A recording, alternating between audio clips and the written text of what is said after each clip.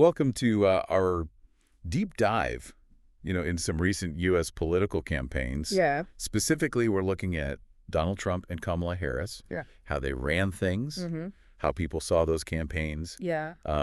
You've given us a fascinating mix of sources here: YouTube videos, social media posts. It really is a good mix. Yeah, it's like a time capsule of political strategy, wouldn't you say? Absolutely. We've got a chance here to see the tactics, feel the pulse of public opinion. It's going to be really fascinating to see how these sources paint a picture of what worked and what didn't and why. Okay, so let's unpack this. Yeah. One thing that jumped out at me was how both campaigns tried to connect with voters in really different ways. Yeah. Remember when Kamala Harris went on the Call Her Daddy podcast? Uh-huh. That felt like a pretty bold move to reach younger voters, but did it actually land? It's a fascinating example of how campaigns are using new platforms. Call Her Daddy has a huge audience, particularly among young women. Right. A demographic the Democrats were really trying to mobilize. But the question is, did it just preach to the choir, or did it genuinely sway anyone? Right, yeah. Yeah. That was kind of like when Trump decided to work at McDonald's during the campaign. Oh, yeah. It got everyone talking, but was it a genuine moment or just a carefully staged photo op? Yeah, it raises a really interesting point about authenticity in politics. Mm-hmm. Voters can sniff out a phony a mile away. Whether it's flipping burgers or chatting on a podcast, the question is, did it feel real or did it feel forced? That's a great point. Yeah. Let's shift gears and talk about money, Okay. because this is where things get really interesting. All right. Kamala Harris's campaign raised over $1 billion, but still ended up in debt. Wow. How does that even happen? It's a head scratcher, isn't it? Yeah. Reports suggest that Harris's campaign spent a ton of money on things like celebrity endorsements and a huge staff. Yeah. Meanwhile, Trump ran a much leaner operation, Right. relying more on rallies and getting the media to talk about him, whether good or bad. Uh-huh. Two totally different philosophies of how to spend campaign cash. And speaking of different philosophies, there was that moment where Trump actually offered to help the Democrats with their debt after the election. Oh, really? Almost like he was saying, hey, I know how to manage money better than you. It definitely highlights a contrast in their approaches to finances. Makes you wonder, does how a candidate spends campaign money tell us anything about how they might handle the country's finances? Something to think about. Now, something that really surprised me was how Trump was able to flip counties and even entire states that traditionally voted Democrat. Yeah. We're not just talking about any states, Yeah. but places with large Hispanic and Black populations. Right. What do you think led to those unexpected wins? That's a complex question, and there's no single answer. Sure. Some people point to a growing dissatisfaction with the Democratic Party, Okay. while others highlight Trump's strategic focus on appealing to male voters. Interesting. And let's not forget the power of grassroots organizing. Remember Scott Pressler and his efforts in Pennsylvania? He was out there registering voters, getting people energized. Yes. Seems to have made a real difference. Yeah, it's a reminder that elections aren't just won with TV ads and fancy slogans. It's about connecting with people on the ground one-on-one. What role do you think those individual efforts really play in influencing how people vote? They can be incredibly powerful, especially when it comes to mobilizing voters who might otherwise stay home. Think about it. A single conversation, a knock on the door could be the thing that gets someone to the polls.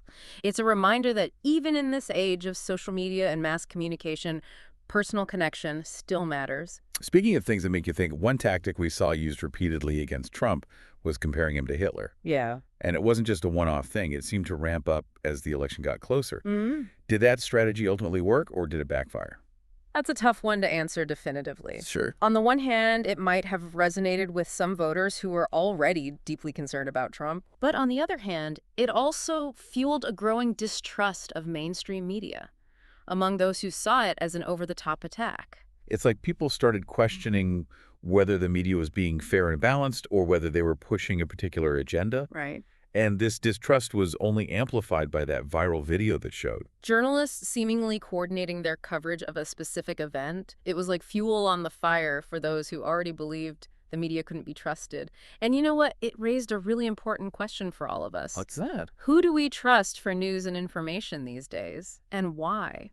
That's a huge question. Yeah. With so many sources out there, it's hard to know who to believe. Mhm. And it's not just about choosing a side. It's about being critical thinkers, evaluating information, and forming our own opinions. Exactly. We can't just passively absorb whatever we see on social media or hear on cable news. Right. We have to be active participants in the information process, question everything, dig deeper, seek out diverse perspectives. Now let's talk about how these campaigns addressed male voters, because there were some pretty interesting things going on there. On one hand, we have that pro-Kamala Harris ad that seemed to portray men in a very specific light. Almost like it was trying to push a certain type of masculinity that aligned with their message. And then you have Trump, who often embodies a more traditional, even old-school kind of masculinity.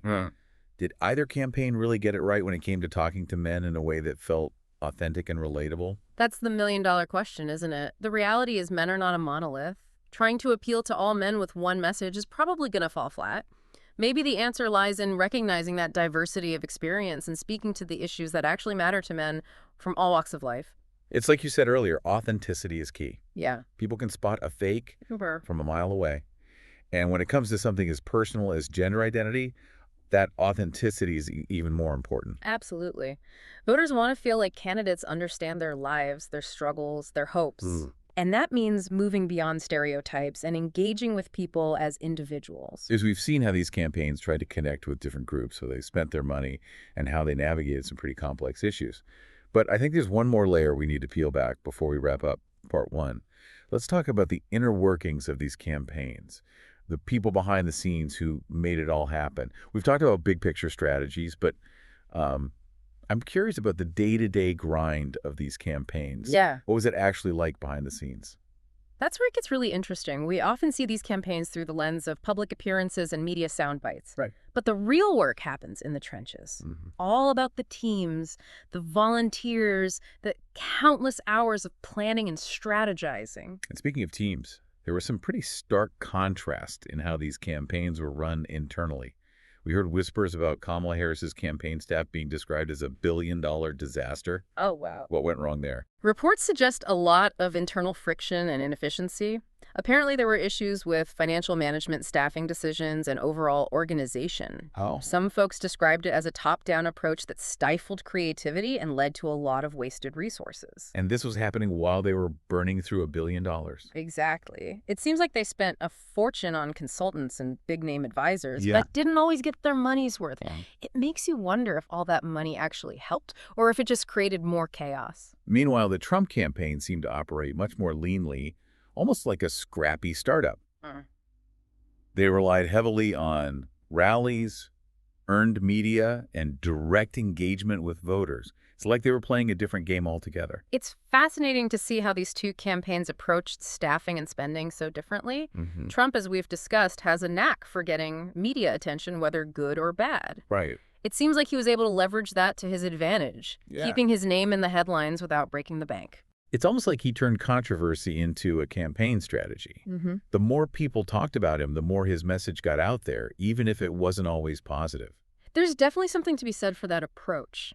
Love him or hate him. Right. Trump knows how to make a splash. And in today's media environment where attention spans are short and the news cycle moves at lightning speed, Yeah.